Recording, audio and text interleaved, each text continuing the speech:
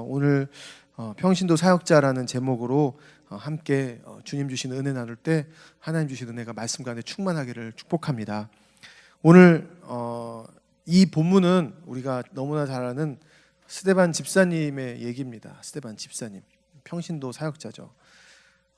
평신도라는 말 자체도 사실은 조금 어폐가 있는 말입니다. 우리가 굉장히 무슨 사제와 평신도를 가르는 듯한 느낌이 드는데 약 한 500년 전이죠. 500년 전입니다. 벌써 작년이 500년, 이제 501년이 됐는데 500년 전에 마틴 루터가 그 독일의 비텐베르크 성문 앞에 95개조 반박문을 게재함으로써 종교개혁이 시작됐습니다. 당시 부정과 부패로 성경 진리에서 벌어진 그 중세의 카톨릭 교회를 개혁하기 위해서 사제들의 손에만 있었던 성경을 이제는 평신도의 손으로 돌려놓았던 것이죠. 그때까지는 라틴어로 돼 있어서 성경을 일반 사람들이 읽을 수가 없었습니다. 근데 이제 이 성경을 평신도의 손으로 돌려놓음으로써 그 결과 이제 평신도들이 직접 하나님의 말씀을 읽고 묵상하고 그 말씀에 나타난 하나님의 뜻을 분별할 수 있게 됐습니다. 하지만 그럼에도 불구하고 여전히 평신도들은 교회에서나 세상에서나 성경이 말씀하고 있는 우리들의 위치를 제대로 찾지 못하고 있었던 것 같습니다. 그냥 우리는 혹시나 이렇게 생각하진 않습니까? 그저 우리가 해야 될 역할이 목회자들을 지원하고 목회자들을 잘 서포트하는 거야 라고 생각하진 않습니까? 90년대 한국교회 강타한 책 중에 폴 스티븐스라는 분이 쓴 평신도가 사라진 교회라는 책이 있습니다. 거기서 보면 폴 스티븐스가 이렇게 얘기합니다. 예컨대 보통 평신도는 골프나 텔레비전 혹은 주식시장에 더 관심이 있어서 못살게 굴어야만 예배에 참석하는 그런 게으르고 다루기 힘든 교회 구성원이 아니다. 그러나 수세기에 걸친 잘못된 가르침과 반해방적인 교회 환경으로 말미암아 평신도들은 자신들의 역할이 목회자의 역할보다 중요하지 않다고 생각하기에 이른 것이다. 성경의 가르침에 의하면 평신도의 사역은 그것이 절실히 필요한 세상에서 더 중요하다. 자, 근데 이제 그렇게 20세기까지만 해도 참 종교개혁 이전의 시대로 돌아가려는 흐름들이 있었는데 21세기 오면서 여러 가지 가정교회라든지 평신도 사역들이 많이 일어나게 됐습니다. 목회자들의 손에 있었던 사역을 평신도들에게 돌려주는 것이죠. 우리도 토라 아카데미 성경 공부를 평신도들이 인도하시고 또 목장에서 목자들이 성경을 인도합니다. 오늘 본문도 평신도 사역자의 한 사람을 소개하고 있는데 바로 우리가 너무나 잘 아는 스데반 집사님입니다. 성경은 모든 그리스도인들이 사역자라고 얘기합니다. 물론 역할이 다릅니다. 목회자가 해야 되는 역할과 평신도의 역할이 다릅니다. 에베소서에 보면 목회자는 성도를 구비시킨다, 이퀄립한다는 말이 있습니다. 목회자가 할 일은 성도들을 영적으로 구비시키고 또 실제로 사역들을 평신도들이 하는 것이죠.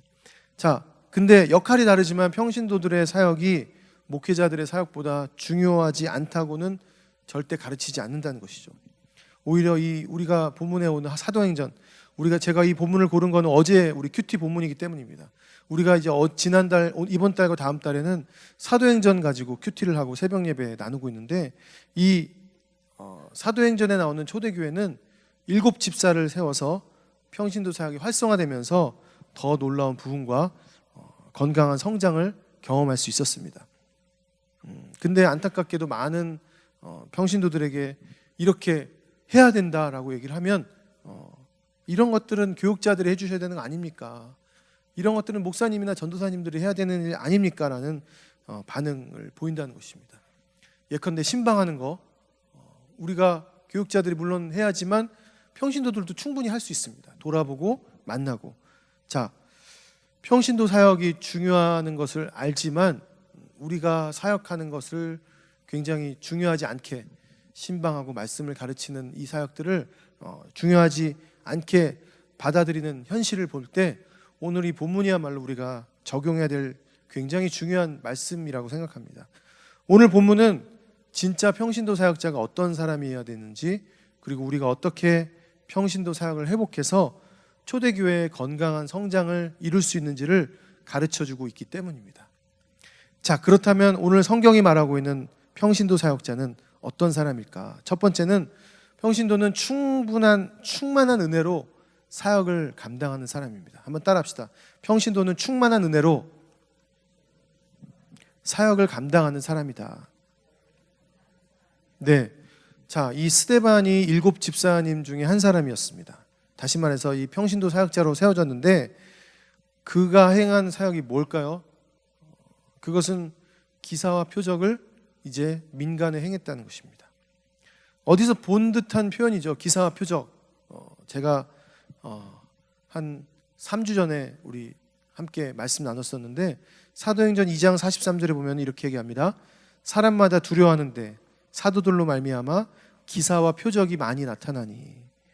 또 사도행전 5장 12절에 보면 사도들의 손을 통하여 민간의 표적과 기사가 많이 일어나며 믿는 사람이 다 마음을 같이하여 솔로몬 행각에 모이고. 표적과 기사가 누구를 손을 통해서 일어났다고요? 바로 사도들입니다. 그런데 그 능력이 지금 누구에게도 또 나타나고 있습니까? 평신도 사역자인 스데반에게서 나타나고 있습니다. 그렇다면 이것은 스데반 집사님이 특별해서 스데반 집사님에게만 나타난 은사였을까? 아니요.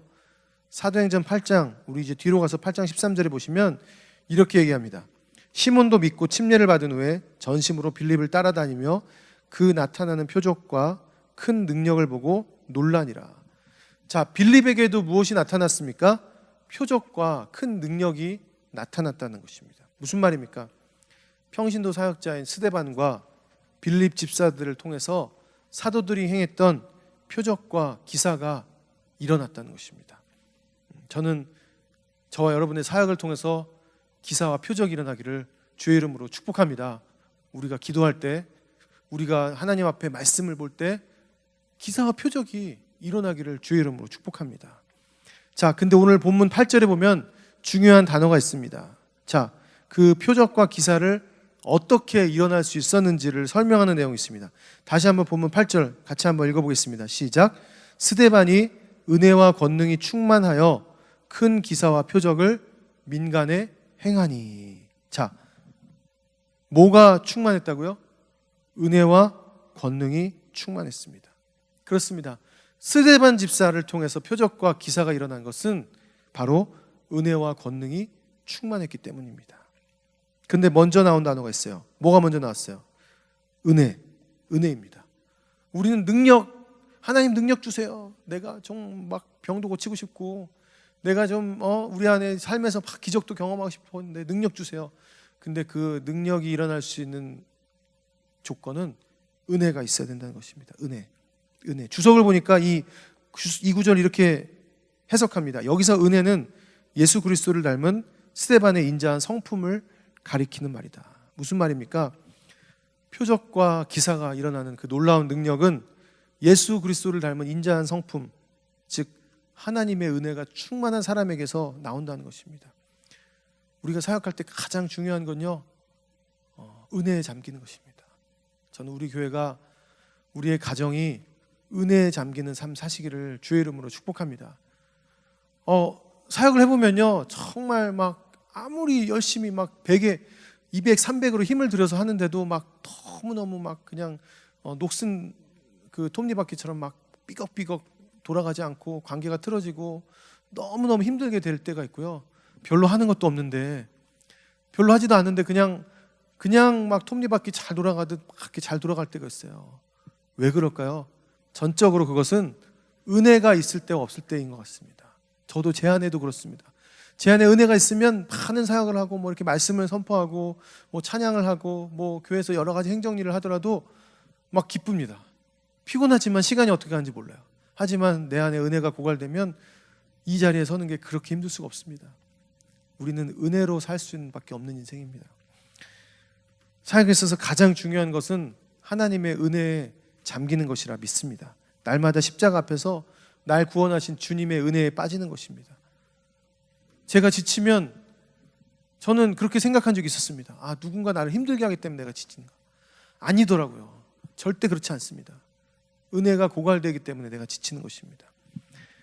누구 때문도 아니고 하나님의 은혜를 지속적으로 묵상하는 데 실패했기 때문입니다. 은혜는 남아있는데 은혜가 충만하지 않았던 거예요. 그래서 우리는 늘 은혜 충만함을 구해야 될 줄 믿습니다. 우리 믿음의 선조들이 기도원에서 막 그 나무 뿌리 소나무 하나 막 움켜잡고 막 밤새 기도했던 것은 단 하나였습니다. 주님, 은혜를 주십시오. 내 인생에 은혜를 주십시오.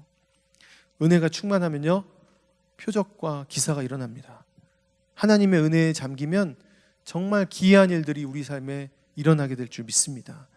그 사역의 현장에서, 그리고 여러분의 가정과 직장과 사업장에서 은혜로 말미암아 하나님의 기이한 능력을 경험하는 저와 여러분 되시기를 주의 이름으로 축복합니다.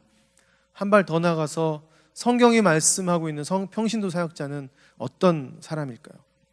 두 번째는요, 평신도는 고난 속에서도 얼굴에 빛이 나는 사람입니다. 한번 따라합시다. 평신도는 고난 속에서도 얼굴에 빛이 나는 사람이다. 사람이 어떤 사람인지를 아는 가장 쉽고 확실한 방법 중에 하나는 그 사람의 얼굴을 보는 것이라고 합니다. 저도 가끔 주일날 아침에 이렇게 아침 일찍, 저희 지금도 찬양팀 연습을 옆에서 하고 있는데 굉장히 눈치 빠른 몇몇 집사님과 형제들이 있습니다.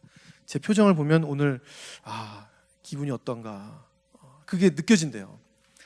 우리의 얼굴, 우리의 표정 숨길 수 없는 것 같습니다. 나타납니다. 제 얼굴 보면 목사같이 보이십니까? 별로 아멘이 없으시네요. 네. 자, 우리 미국의 존경받는 위인 링컨 대통령이요, 대통령으로 있을 때 어떤 사람이 링컨의 내각에 한 사람을 입각시키면 좋겠다라는 제안을 했다고 합니다. 그런데 링컨이 거절을 했대요. 왜 그랬냐고 물으니까 링컨이 너무너무 황당한 얘기를 했습니다. 황당하게도 그 사람 얼굴이 마음에 들지 않았다는 거예요. 아니, 링컨이, 여러분 생각해보세요. 링컨이 굉장히 못생겼잖아요. 못생기기로 소문난 사람인데 얼굴이 마음에 안 들어서 그 사람을 내각에 입각하지 않았답니다. 그 대답을 들은 사람 중에 한 사람이 이렇게 항변을 했답니다. 하지만 그 가련한 사람은 그 얼굴에 책임이 없지 않습니까? 그러니까 링컨이 이렇게 말했다고 하죠. 이거 너무 유명한 말인데 40세가 넘은 모든 사람은 자신의 얼굴에 대해서 책임을 져야 됩니다. 이런 얘기가 있습니다. 아마 들어본 얘기시죠? 네. 그래서 저도 생각을 해봤어요. 내가 내 얼굴에 책임을 질 만큼 그렇게 모습인가. 한 사람의 됨됨이를 가장 잘 드러내는 것이 있다면 그것은 바로 그 사람의 얼굴일 것입니다. 그러기에 그리스도인으로 살아가는 우리도 얼굴을 통해서 그리스도인다움이 드러나지 않는다면 링컨의 말처럼 그 얼굴에 책임을 져야 할 것입니다. 그렇다면 예수님을 구주와 주님으로 믿고 그분을 따르는 우리의 얼굴은 어떤 모습이어야 될까요? 그 모델이 바로 스데반 집사의 얼굴입니다. 자, 오늘 15절 말씀 한번 보세요. 같이 한번 읽어봅시다. 15절 시작. 공회 중에 앉은 사람들이 다 스데반을 주목하여 보니 그 얼굴이 천사의 얼굴과 같더라. 제가 한국에서 교구 사역할 때, 저희도 제가 큰 교회에서 했었는 교구 사역을 하는데 저희 교구가 한 500명 정도 되거든요. 그러니까 이제 주일날 이제 1, 2, 3부 예배 때 뒤에서 이제 교구 목사들이 이제 인사를 합니다. 인사하는 게 정말 큰 일이에요. 큰 사역이에요. 왜냐하면 그분을 뭐 주중에 신방하지 않거나 이러면 그 한 번 예배 때 딱 스치는 그 얼굴을 한 번 약수하고 인사하는 게 그게 어떻게 보면 그분을 일주일에 한 번 보는 유일한 기회일 수 있잖아요. 근데 저와 같이 교구 사역하시던 목사님 한 분이 매일 주일 아침마다 거울의 앞에서 제가 보기에는 한 10분, 15분 정도 웃는 연습을 늘 하세요. 네. 본인이 너무너무 노력을 하신대요. 제가 보기에도 그분은 굉장히 철저하고 꼼꼼한 분인데 그렇게 잘 웃는 인상이 아니시거든요. 근데 정말 웃는 연습을 많이 하시고 그 성도들을 맞이하세요. 근데 제가 그 목사님을 보면 정말 저분이 마음을 다해서 웃고 있구나, 마음을 다해서 성도들을 맞이하는구나, 이게 느껴지더라고요. 우리 안에 정말 하나님의 은혜가 있다면 우리 얼굴 가운데 주님의 은혜가 나타날 줄 믿습니다. 새 가족들이 가끔 우리 교회 오면 우리 교회가 좀 이렇게 냉랭하다고 얘기를 해요. 저는 그렇게 생각 안 하는데 새 가족들이 오면, 그래서 과연 우리가 그럴까, 우리 안에 얼굴이, 저부터 제가 왠지 얼굴이 찡그리고 있는 건 아닐까, 내 안에 은혜가 사라진 건 아닐까. 여러분 교회 오실 때요, 우리 일부 예배 오실 정도면요, 여러분들 날마다 교회 오실 때 얼굴을 좀 점검하시고 입꼬리도 얼마나 올라가는지 한번 확인해 보시고 그렇게 오시기를 주의 이름으로 축복합니다. 스데반의 얼굴이 어땠다고요? 오늘 15절에 보면 천사의 얼굴과 같았다라고 기록하고 있습니다. 저는 처음에는 이 구절을 그냥 쉽게 지나갔습니다. 뭐 천사, 저도 천사 얼굴을 가질 때가 있거든요, 가끔. 동의하지 않으시는데, 네. 근데 제가 억울하거나 제가 힘든 일을 만나면 저도 얼굴이 확 변하더라고요. 스데반 정말 존경스럽지 않습니까? 다른 때라면 몰라도 지금은 이렇게 변할 때가 아니거든요. 지금 스데반의 상황이 그렇지 않습니다. 모함을 받아서 억울하게 고소를 당한 상태에서 천사 얼굴을 어떻게 할 수 있을까? 이미지 관리를 잘했을까요? 아니요. 여러분 평생 웃지 않아서 얼굴이 굳어진 사람 표정 본 적 있습니까? 사진을 찍을 때 막 김치, 치즈를 해도 막 웃지 못하시는 분들이 있으세요. 평소에 웃지 않은 사람이 갑자기 웃을 수 없는 것처럼 갑자기 천사 얼굴을 할 수는 없겠죠. 그런데 그는 어떻게 그 억울한 상황에서도 천사 얼굴을 할 수가 있었습니까? 그것은 그가 평소에 성령 충만함을 입었기 때문입니다. 자, 사도행전 6장 3절 기억하십니까? 그 앞에 보시면 사도행전 6장 3절에 보면 형제들아 너희 가운데서 성령과 지혜가 충만하여 칭찬받는 사람 7을 택하라. 우리가 이 일을 그들에게 맡기고. 자, 스데반을 왜 뽑았습니까? 성령과 지혜가 충만해서 칭찬받는 사람이었기 때문입니다. 왜 칭찬을 받았습니까? 성령과 지혜가 충만했기 때문에 그렇습니다. 여러분, 사람들이 칭찬하는 사람의 얼굴은요, 그 사람이 잘생기고 뭐 예뻐서가 아니라 칭찬받는 사람의 특징은 그 내면이 아름답기 때문이라고 믿습니다. 스데반의 내면은 어떻게 아름다울 수 있었을까? 그것은 성령의 지배를 받으면서 살아왔기 때문입니다. 사람들은 성령의 지배를 받는다는 말을 오해를 합니다. 예를 들면 뭐 방언을 하거나 예언을 하거나 병 고치는 능력이 있으면 아, 저 사람은 성령 충만해라고 생각합니다. 아니요. 성령이 주시는 은사, 그것은 필요에 따라 성령 하나님이 나눠주시는 것이지 그 은사가 충만함의 표지는 될 수가 없습니다. 그렇다면 성령 충만함의 표지, 그 특징이 무엇일까요? 그것이 보면 에베소서 5장 18절 이후에 보면 잘 나와 있습니다. 그 특징을 살펴보면 첫째, 성령 충만한 사람은 늘 찬양이 떠나지 않습니다. 둘째, 늘 감사가 있습니다. 셋째, 늘 사람들을 섬기고 그들에게 복종합니다. 넷째, 가정에서도 직장에서도 사업장에서도 섬기는 모습이 늘 일관적입니다. 네, 그렇습니다. 스데반이 억울한 고소를 당한 상황 가운데서도 천사와 같은 얼굴을 할 수 있었던 것은 성령의 은사를 받아서가 아니라 그가 성령 충만한 인생을 살았기 때문이에요. 한순간의 열정으로 그냥 내가 갑자기 불이 타올라서 평신도 사역을 감당한 것이 아니라 오직 그는 날마다 성령 충만했기 때문에 그 성령 충만함으로 한결같이 자신에게 주어진 사역을 감당했기 때문이었습니다. 저는 저와 여러분이 성령 충만하셔서 스데반의 얼굴을 닮아가시기를 주의 이름으로 축복합니다. 옆에 얼굴을 한번 보십시오. 옆에 있는 분 스데반의 얼굴을 가지고 계신가요? 스데반의 얼굴을 가지고 계시죠? 네, 그렇게 되시기를 주의 이름으로 축복합니다. 마지막으로 성경이 말씀하고 있는 평신도 사역자는 어떤 모습일까요? 세 번째는 평신도는 성령의 권능으로 복음을 전하는 사람입니다. 한번 따라합시다. 평신도는 성령의 권능으로 복음을 전하는 사람입니다. 여러분, 평신도 사역의 핵심이 뭡니까? 사도행전에 나타난 그 7 집사님들 가장 중점을 뒀던 사역이 뭡니까? 그것은 바로 복음을 전했다는 것입니다. 사도행전 8장 4절에서 5절 보시면 그 흩어진 사람들이 두루다니며 복음의 말씀을 전할세 빌립이 사마리아 성에 내려가 그리스도를 백성에게 전파하니. 누구를 백성에게 전파하고 있습니까? 예수가 그리스도라는 그 복음을 전파하고 있다는 것입니다. 스데반도 마찬가지예요. 오늘 본문 10절을 보십시오. 뭐라고 얘기합니까? 스데반이 지혜와 성령으로 말함을 그들이 능히 당하지 못하여. 스데반 집사가 뭘 얘기했길래 도대체 그들이 스데반의 말을 능히 당하지 못했을까? 그것은 바로 복음 때문이었습니다. 자, 본문 14절 말씀 한번 보십시오. 14절. 그의 말에 이 나사렛 예수가 이곳을 헐고 또 모세가 우리에게 전하여 준 규례를 고치겠다 함을 우리가 들었노라 하거늘. 자, 스데반의 말을 공격했던 사람들이 스데반의 말을 어떻게 왜곡하고 있습니까? 스데반이 말하기를 예수가 성전을 헐고 또 모세가 전해준 규례를 고치겠다라고 말했다는 것입니다. 굉장히 지금 모함을 하고 있습니다. 하지도 않은 말을 했다고 하고 있어요. 근데 그것은 사실이 아니었습니다. 스데반이 요한복음 2장 19절에 예수께서 대답하여 이르시되 너희가 이 성전을 헐라 내가 사흘 동안에 일으키리라, 이 말씀을 통해서 예수님이 십자가에서 죽으신 예수께서 사흘 만에 부활하셔서 이제 성전의 제사를 통해서가 아니라 예수님의 믿음으로 직접 우리는 하나님께 나아갈 수 있다, 이 복음을 전한 것입니다. 마태복음 5장 17절 말씀도 마찬가지입니다. 내가 율법이나 선지자를 폐하러 온 줄로 생각하지 말라. 폐하러 온 것이 아니요 완전하게 하려 함이라. 이 말씀도 마찬가지입니다. 스데반 이 말씀 통해서 우리가 율법의 완성자이신 예수님을 믿음으로 우리가 의롭게 되어서 하나님의 자녀가 될 수 있다, 이 복음을 전했다는 것입니다.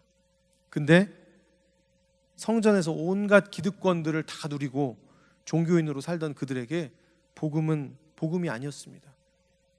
스데반을 통해서 복음은 들었지만 그들에게 스데반의 말은 복음이 아니라 자신들의 기득권을 위협하는 말처럼 느껴졌습니다. 그래서 그들은 사람들을 매수하고 거짓 증인을 세워서라도 스데반을 고소할 수밖에 없었던 것입니다. 그러나 본문은 얘기합니다. 그들이 스데반 집사를 당해낼 수가 없었다. 스데반 집사의 말을 통해서 나오는 그 지혜, 그 권능을 그들이 도저히 이길 수가 없었다라고 성경은 말하고 있습니다. 왜 그렇습니까? 복음 그 자체는 하나님의 지혜고 하나님의 능력이기 때문입니다. 고린도전서 1장 24절에 보시면 오직 부르심을 받은 자들에게는 유대인이나 헬라인이나 그리스도는 하나님의 능력이요 하나님의 지혜니라. 자, 무엇이 하나님의 능력이고 무엇이 하나님의 지혜라고요? 그렇습니다. 바로 예수 그리스도가 하나님의 능력이고 그리스도가 바로 하나님의 지혜입니다. 생각해 보세요. 어떻게 스데반이 그렇게 지혜와 권능을 가질 수 있었을까? 어떻게 그렇게 회당에 모인 그 적대자들을, 수많은 적대자들을 잠잠하게 할 수 있었을까? 사도 바울이 어떻게 모든 것을 다 자신이 누리던 걸 잃고 그렇게 행복했을까? 언제 죽을지도 모르는 감옥에서도 충만한 기쁨을 누릴 수 있었을까? 그것은 바로 복음 때문이었습니다. 사도행전 1장 8절에 얘기하죠. 오직 성령이 너희에게 임하시면 너희가 권능을 받고 예루살렘과 온 유대와 사마리아와 땅끝까지 이르러 내 증인이 되리라 하시니라. 성령이 임하시면 어떻게 된다고요? 너희가 권능을 받고, 권능이 생깁니다. 그러면 그 권능으로 뭘 해야 된다고요? 땅끝까지 이르러 주님이 증인이 되어야 된다고 말씀하고 있습니다. 스데반이 그랬다는 거죠. 스데반은 성령의 권능을 받고 자신들을 적대하는 그 무리들 속에서 담대하게 그리고 지혜롭게 복음을 전했습니다. 그 결과 누구도 스데반 집사님을 당해낼 수가 없었다라는 것입니다. 여러분, 이것이 바로 평신도 사역의 핵심인 줄 믿습니다. 바로 이것이 평신도를 잃어버린 현대 교회가 되찾는 복음의 열정, 복음의 야성인 줄 믿습니다.